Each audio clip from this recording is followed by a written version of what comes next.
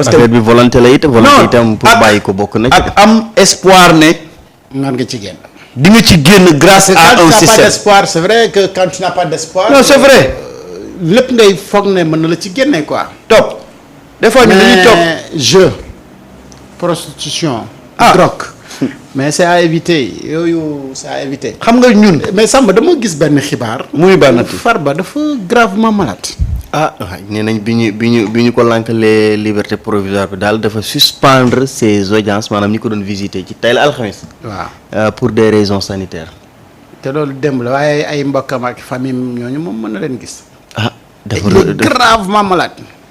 bon c'est quand parfois je lis certains textes des journalistes damay xaw a am jaaxle quoi même dans le texte où j'ai vu ñu véhiculer information bi ils l'ont traité comme un ancien député de Agnam de Matam. mais il n'est pas ancien député. il est député toujours. Il est toujours député. pourquoi parce que tant qu'il n'y a pas de condamnation définitive.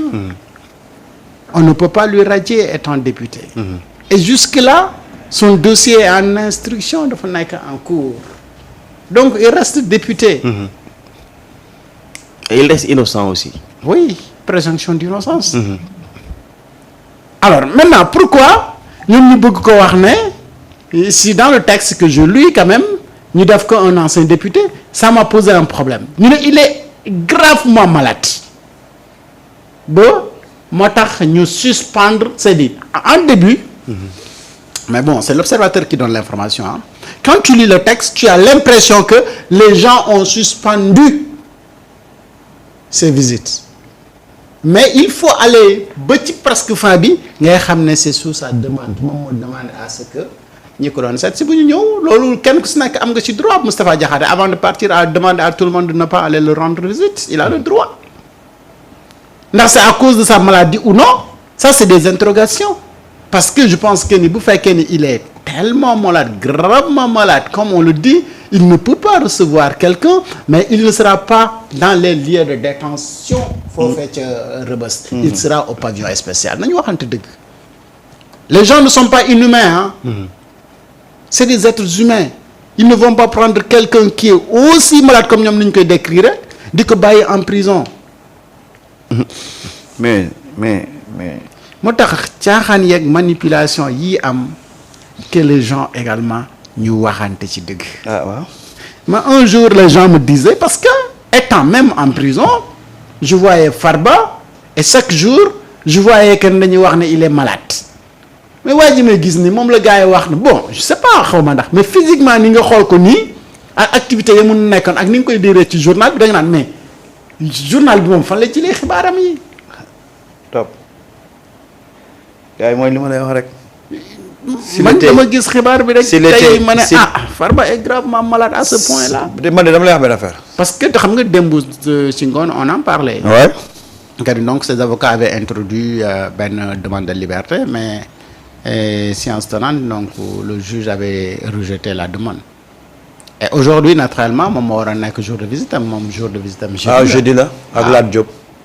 voilà léegi il a demandé à ce que. bu ko gars yi seet si ndax il est gravement malade loolu c'est des interrogations. en tout cas ñu ngi ñaanal ñëpp ñu am tawféex wér-gu-yaram yàlla bu ko dara jot. man de gëm naa ndax il est en train de traverser des nuits très difficiles. te xam naa ne ku ko waxoon ne ko ci la mu nekkoon mënoon na ko jëral lii yëpp wallahi dina la wax ne non non man ku baax laa ku bëgg lu baax laa bëgguma wax dëgg nekk ci yenn yi. waaye dugg ci yenn yi ba mu war maa jural lii su ko xamoon. du ci dugg walla du ci dugg. d'accord moo tax moom itamit mën naa nekk quelque part victime quoi. Farba. waaw mën na nekk quelque part victime. non dama nekk quelque part. il peut être victime. d'accord. xam nga moo tax gis nga waa APR régime bi fi jóge wute nañ ak ñi fi nekkoon ñi fi nekk tey. bañ ne Ousmane Sonko dafa feebar Madior Fall moo jóg ne il a pris son petit déjeuner. ndekki na ba suur. ndekki na ba suur yow ñii bu ñu leen toppoon ci liñ doon def yàlla xam na ne dañ leen war a ñamal tuuti nag pour ñu xam ñoom liñ doon def fii lañ toogoon di taafa xoolal ne Ousmane dara jotu ko day tappale ñoom ñoo fi nekkoon di ko wax tey ñu ne Farba feebar na ay institution lañ yor man xoolal feebar na wala feebarul man loolu c'est pas ça qui est important. ñu yóbbu ko pavillon spécial ak ñu yóbbu ko ñu bàyyi ko fa mu nekk c'est pas ça qui est important cëppaa ndaw ga man laay xaar mais jàpp naa ne bu feebaree avocat yi dinañ def conférence de presse brandir certificat médical la. kuy wut si foo jëfandiku day.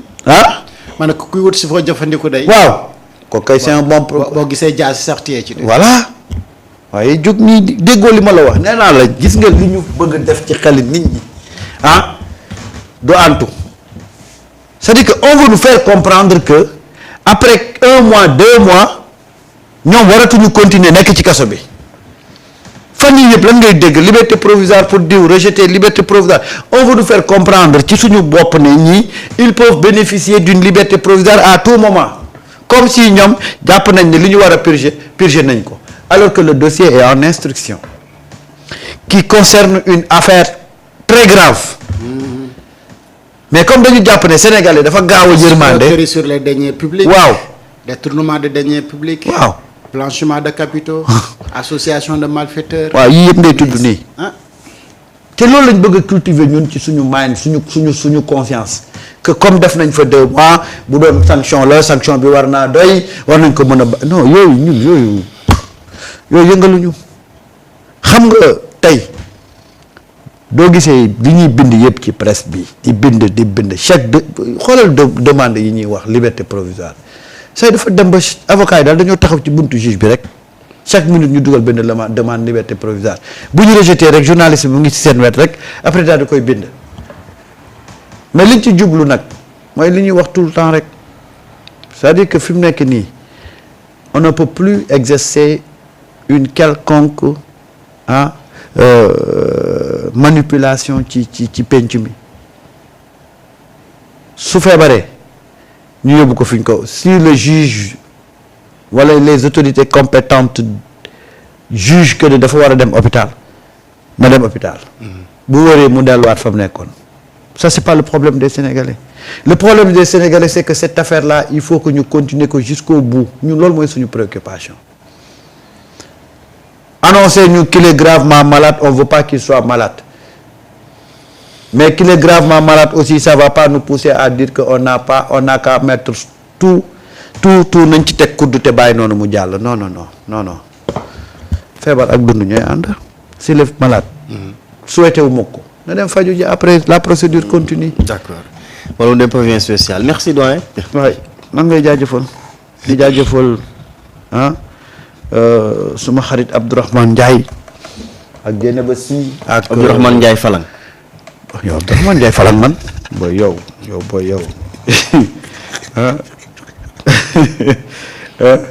ak Fatou Kiné Diop maa ngi koy nuyu bu baax a baax ñoom Adelaay ñoom Fatou Fambo Joli Sow ak sama gars yi doon déglu yëpp taa yëpp taa nag jigéen ñi laa beral loxo quoi waaw mais yow kon da nga joué PMI mos nga joué PMI taf waaw benn yoon ñu dóor ma. keroog laa ko gëj a joué keroog laa ko njëkk a joué keroog laa ko mujjee joué. mais temps yooyu dama nekkoon situation bu doy waar. nekk université awma lu dul 250.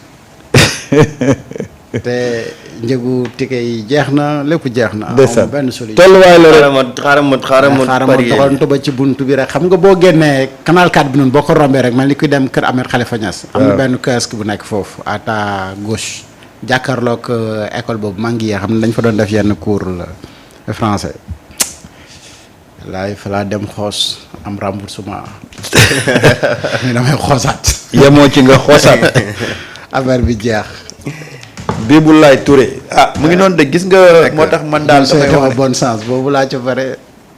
wala daal aw ba wër sa bouger xaaral rek ma bàyyi.